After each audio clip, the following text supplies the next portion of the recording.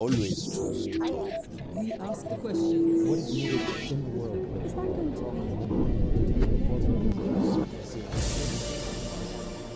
be? In a bold move on the global stage, Slovenia is in the process of joining a coalition of EU countries in a significant diplomatic initiative, the recognition of a Palestinian state. As the shadows of the war deepen over Gaza, with Israel's bombardment escalating daily and no truce in sight, the international community stands divided. While major European powers like Germany continue to support Israel with arms supplies, this coalition is calling for an immediate two-state solution, positioning Palestinian statehood as the critical pathway to peace. This step raises pivotal questions about the influence of smaller nations in global diplomacy and their ability to reshape entrenched geopolitical narratives. We'll examine what impact this will have as the Slovenian Foreign Minister, Tanja Fajon, talks to Al Jazeera.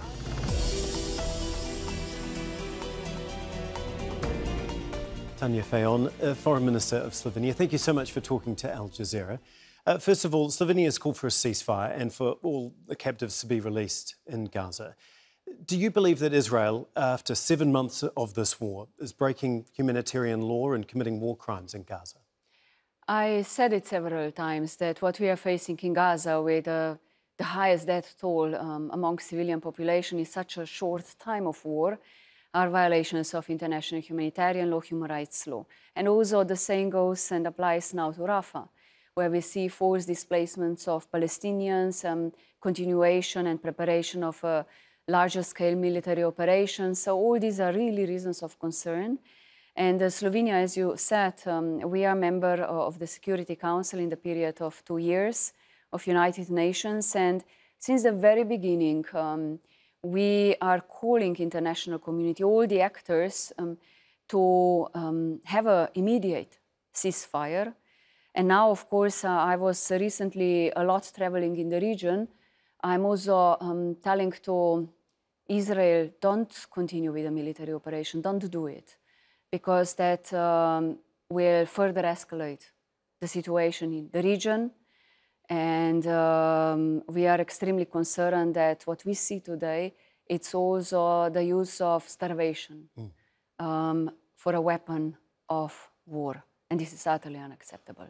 In that regard, then, do you believe that Israel is committing genocide in Gaza? Certainly we see signs of genocide. The courts are those to decide about the genocide. It's a bit difficult to say for politicians. It's something what I think intimate, but it's other what I say as the Deputy Prime Minister of the government. But I can tell you that it's horrible. I said a few times that the world has fallen on the test of humanity. 10,000 of children and many disappeared, many lost.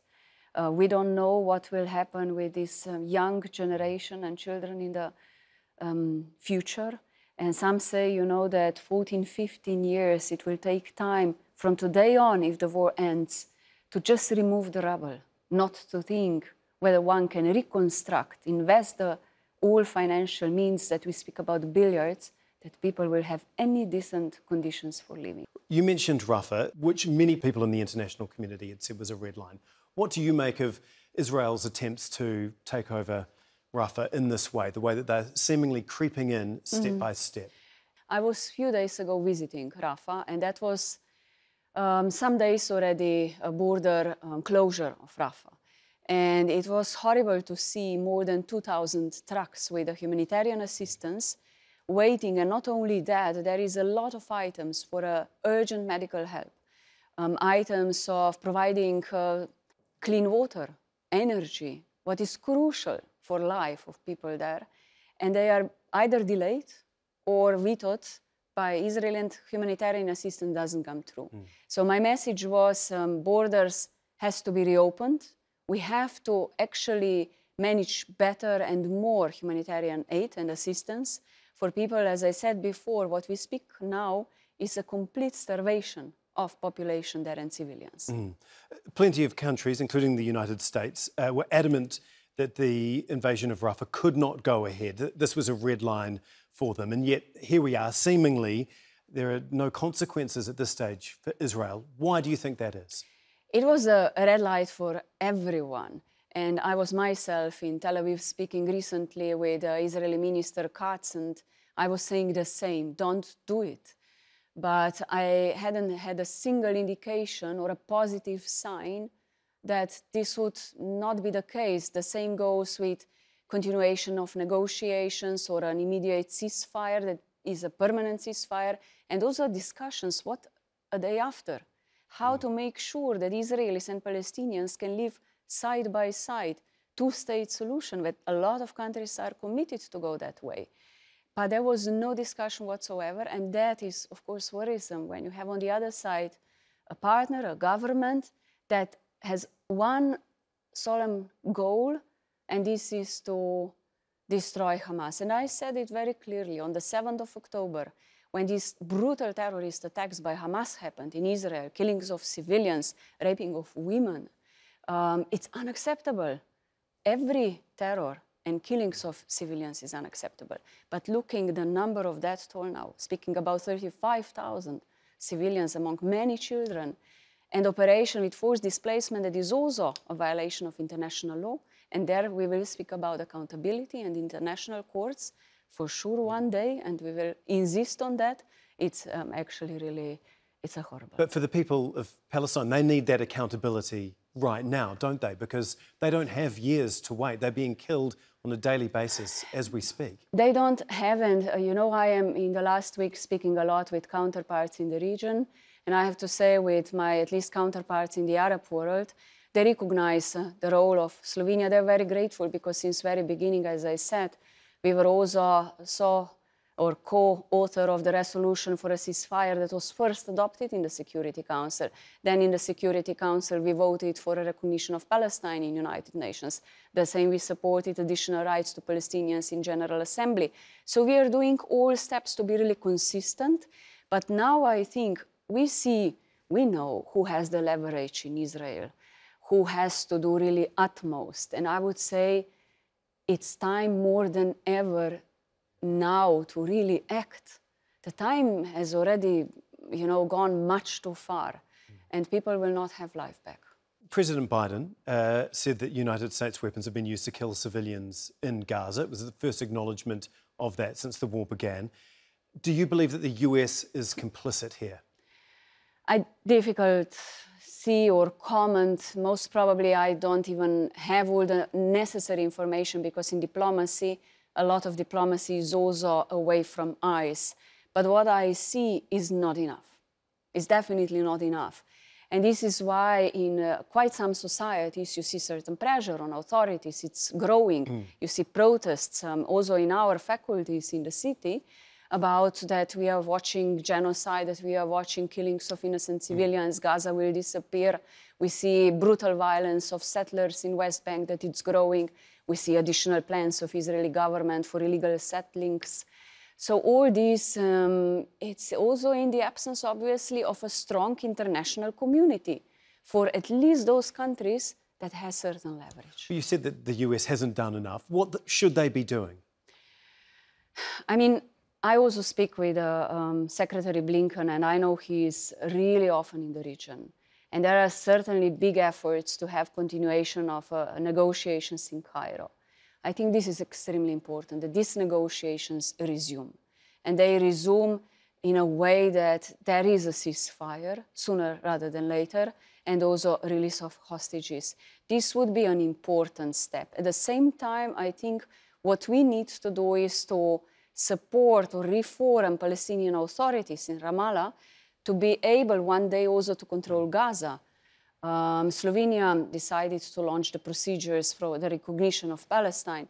To be frank, I wish to see it in a different circumstances, to have a concrete peace plan, peace conference, everyone sitting at the table, including Israelis, US, and everyone, to discuss what the day after and the political architecture.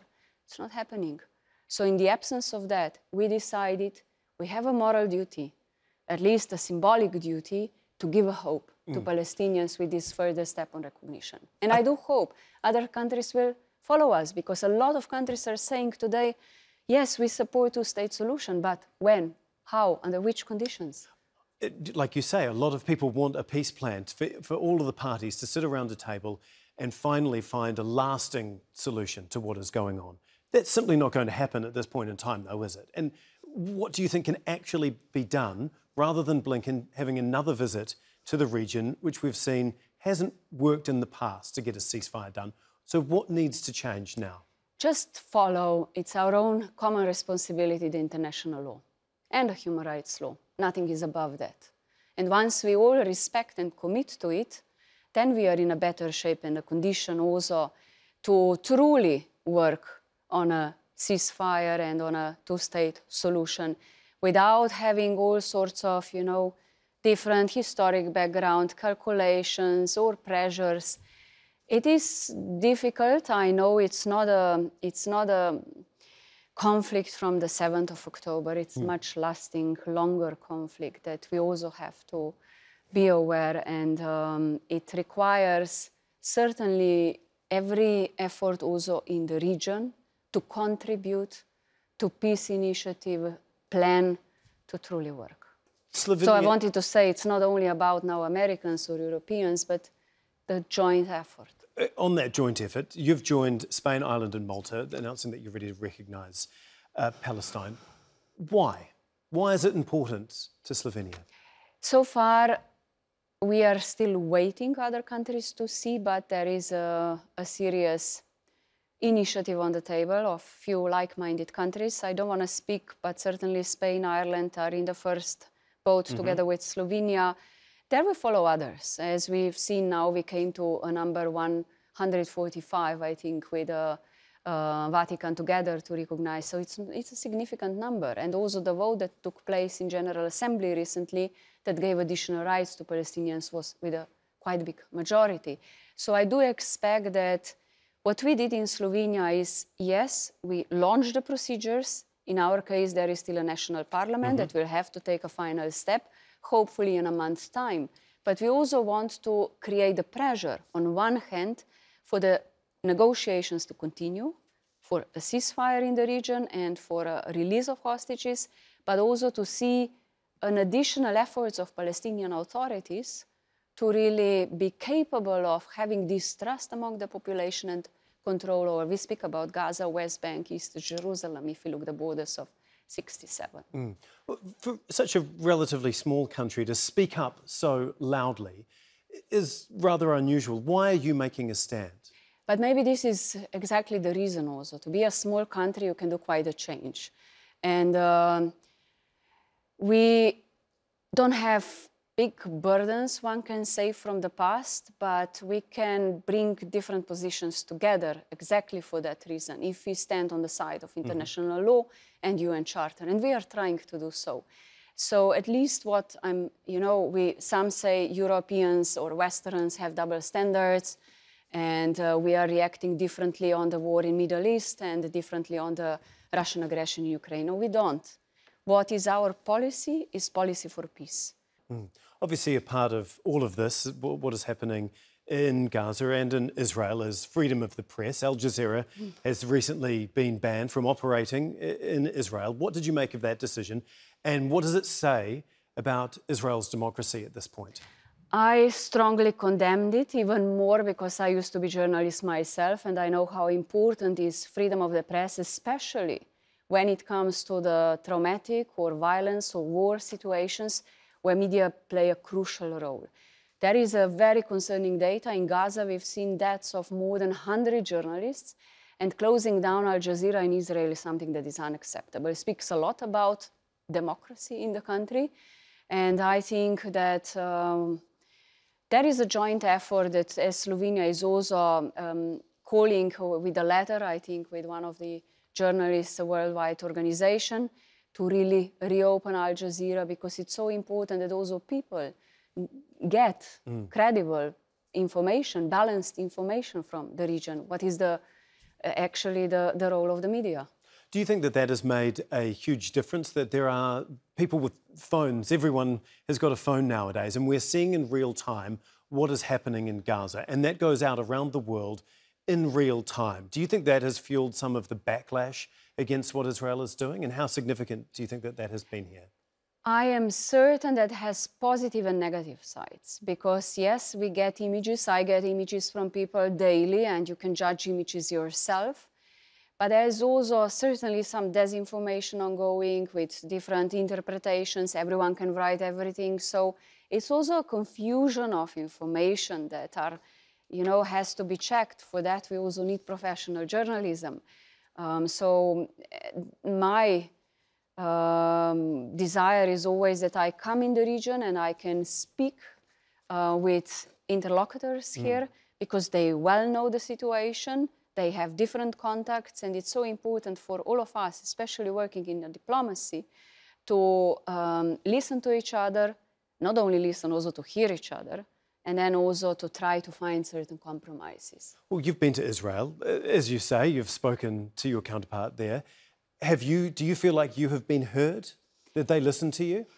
I speak with Israeli counterpart, Minister Katz, I wouldn't say regularly, but often enough. And I visited Tel Aviv recently with a real wish to see some positive sign and to really urge it is necessary to continue with negotiations. Don't go to Rafah. Protect civilians. Speak about how to ensure peace and stability, safety and security of Israelis and Palestinians living side by side in the region. I have to say that, and it's not a secret because it was all over the news, that at the end of the meeting we agreed that we disagree. How frustrating is that regardless of the truce that you go there to speak on your country's behalf, that you are seemingly not being listened to at all at this stage? But listen, I believe it's most frustrating for Israeli population, those that want to live in peace. You see protests, and I don't want to blame all Israelis for that war. It's about the Netanyahu and the government. And people want to see also peace. There are many people that want to see peace. And they will have to pay accountability for that. And they are very much responsible for the peace in the region. Wouldn't it be more productive if the EU went together as a unified voice to Israel to put that collective pressure on them to stop what they're doing in Gaza, call for a ceasefire, stop going into Rafah, stop displacing civilians, and stop dropping bombs on innocent civilians? Surely that the EU is a very powerful, mighty bloc that carries a lot of weight with it. How difficult is it trying to get your counterparts within the EU to speak with a unified voice? It's not an easy question for me because quite often I'm in a minority of countries that is more vocal, and we also call for an immediate... That, though? I wouldn't say, our debates became very emotional. That I can say, that it's clearly sometimes see that there is... we try to find where we can agree. And we certainly agreed on a two-state solution. We certainly agreed that there's a need for a humanitarian assistance, that we are against the forced displacement. We agreed on a sanction against Israeli settlers. So there are a lot of elements you can say one agree. But then is the question of speed. And there are some differences when it comes to a real ceasefire, when it comes to, real steps on the recognition or the... Since I believe till the end of May, there will be more EU countries with recognizing Palestine. This is the effort Slovenia is also doing. It's no secret that Germany is the second biggest supplier of weapons to Israel after the United States, Italy as well. What has their response been to your and others pushing for the Palestinian people? It was good to see that Americans stopped sending at least some heavy weapons to Israel. I hope that is followed by everyone who is still doing so, because it's unacceptable to see that either the Western bombs or weapons are used to kill civilians and continue the war in Gaza. Yes, Germany has also, for historical reasons, different, wouldn't say so much different, maybe different approach. Whether it's contributing to the immediate ceasefire, this is another question you can judge yourself. But the reality is that weapons made in European countries are being sent to Israel to bomb civilians in Gaza. That is the reality of what is still happening today, 7 months after this war began. I can say Slovenia is not doing so. We are absolutely not sending any weapons, and I do expect the others to follow. When? Immediately. Yesterday, weeks ago. So what sort of pressure are you putting on those countries that are still... In all our discussions, we are opening all these heavy issues. Once we've seen the increase of Israeli settlers' violence in West Bank, we were among the first countries to try to persuade other countries in the EU. Sanctions are necessary for Israeli settlers. It took us quite some time to come to a united decision, which was recently. But you have to push, create a pressure, and I believe with what we are facing in Gaza, this pressure is mounting on every government currently. The Turkish President, Erdogan, has said that the EU is definitely not doing anywhere near enough to put pressure on Israel. They have recently halted all trade with Israel. Is that something that you would like to see expanded from Turkey to other countries like your own? It's always difficult to discuss about trade agreements, sanctions, because in EU we have one common market, we have one common system where we have to always search for the unanimous, so the unanimous vote. But it is the discussion that some countries are opening. It's also a discussion that my society and we are opening in Slovenia. But on trade agreement, on sanctions, it's not that easy to move obstacles that are there when it comes to unanimous approach. Like you say, it's got to be a unanimous approach, but each country within the EU does have its singular voice. So what, is that something that you would push for? We definitely, and I'm already checking all possible what is can be done in that direction, also with some certain limitations on the products to the country, export or import. But I can tell you, we don't have a big trade with Israel. We are rather a very significant small part. Yeah. You recently met with Palestinian President Mahmoud Abbas. What did you take away from that meeting? What message did you give him and what did you get back? I tried to encourage them to move ahead, to reform the government, to do the reforms, to gain the trust of people, because they are also the ones in Ramallah to one day take control over Gaza, which it is a challenge for the Palestinian authorities with the current situation. I also explained him our efforts, what we are doing. We have usually good relations. We have some projects in Ramallah supporting women, children, psychosociological help. So we spoke about all possible steps, but also humanitarian aid to Gaza and also what can come a day after. So it was a good exchange, and I have to say that it felt a little bit more among friends, if I say, at least for the recognition of what we are trying to do. Now, while most of the world's attention has been on Gaza over the last 7 months, obviously the war in Ukraine is still ongoing. There have been some very significant developments recently, with Russia launched a surprise ground offensive that has forced thousands to evacuate in the Kharkiv region, the northeast of Ukraine. It appears like no one actually saw that coming, that the Russians would be so effective so quickly there. Do you think that Ukraine is stretched far too thin at this point to defend the hard-fought ground that it has managed to hold on to? Ukraine must not lose this war, because it's about territorial sovereignty, integrity, and we stand for that reason with Ukraine. No one can by force take your land away. And these are also, when you look at the Russian aggression entering now third year, full-scale operations, that these are also violations of international humanitarian law. And Russia is an important player in the Security Council, and since the beginning of that war, the world has tremendously changed. And although the world order that we were used for many, many years is further, I would say, jeopardized.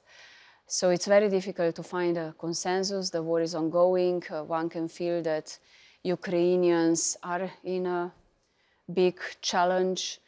And we do, as I said, support and understand Ukrainians' fight. It feels like you say, more than 2 years on from the beginning of this war, that Russia really does have the upper hand now. How concerned are you about that?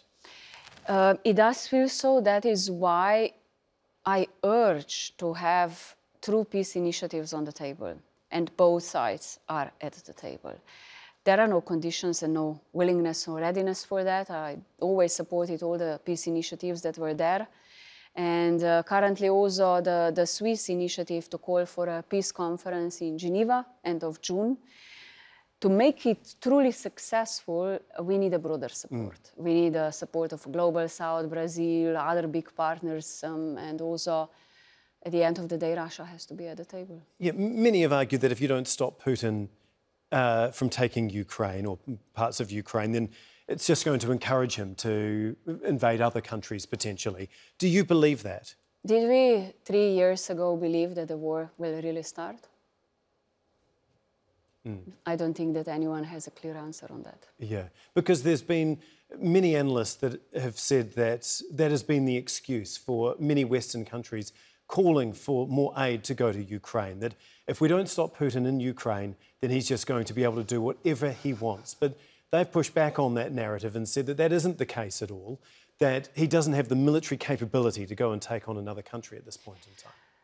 Not long ago, there was an attack on a nuclear power plant, Zaporizhia, and this is 1,005 kilometers away from Slovenia. We were seriously concerned. We even launched a debate together with the International Agency for Atomic Energy in the Security Council to speak about the security of nuclear power plants during the war situations. We do have same experience from our past. So speaking what unlikely will never happen, I don't dare. But we should do the efforts to stop happening what is happening now. And we are not seeing really any end of this war any near. Well, the Russian President, Vladimir Putin, has just started another 6-year term. Clearly, he has made patently obvious that this war isn't going to end anytime soon, that he is going to continue with what he's been doing over the last 2 years.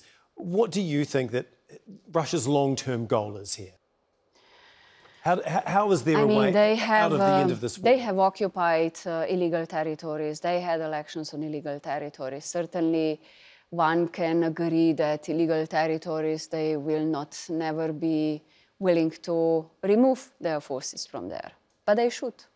So now, whether we are strong as international community in our response to that, and I see that here are also certain double standards around the world. If others are critical to Europeans or the Westerns, one can be also critical to the other parts of the world that continue doing business as usual.